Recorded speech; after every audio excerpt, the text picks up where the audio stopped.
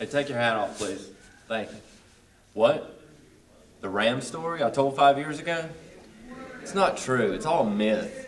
It's all a myth. But Coach Gray, we have footage of it. It's real. Okay, maybe it is real, but I'm not going to talk about it on camera. Go see Coach Phillips. They say he feeds it. Yeah, I got that job about 11 years ago when I first came to Westside. He has a very eclectic diet. He loves jelly beans. I think the red ones are his favorite. He always fights me for them. Lemongrass and some type of power shake every day. Loves to watch cartoons, which is really crazy because Deputy Dog's his favorite cartoon, but he only likes the black and white ones. Well, most people didn't even know about Rambo. How did you find out? Are you talking about Rambo the Ram? I brought him here with me about 28 years ago when I came. He was just a little fella then. Used to keep him in the courtyards that are around the library there, but he kind of outgrew that, so we had to put him on the roof because we didn't have anywhere else to put him. But so he's on the roof, and we take turns going up and feeding him and making sure he's got what he needs and stuff like that.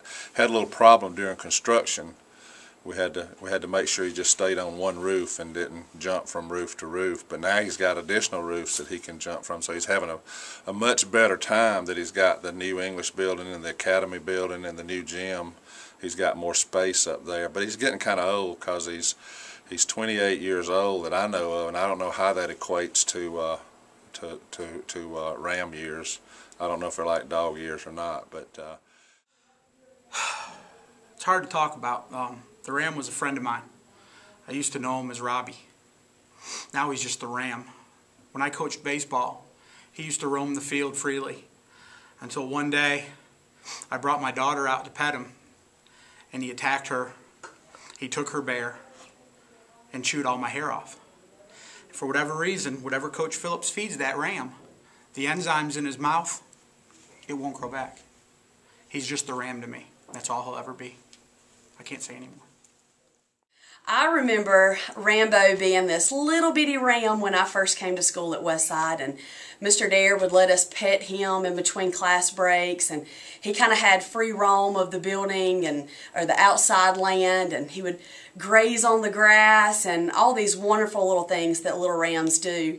But he got a little bigger, and he had to be moved to the roof of the building because he was large and he was older, and we just, didn't know what he was capable of. But I guess my fondest memory of the Ram was about 3 years ago. I had a 9th grade student, Grayson Smith, and he was in the courtyard before the commons area, and he was eating a Chick-fil-A sandwich. And I was standing there on lunch duty looking out, and all of a sudden I see this big shadow just out of nowhere, and I look over, and all I can see is Grayson standing there with his Chick-fil-A sandwich, and the seagulls were just coming in just all at once to attack him and take his sandwich from him.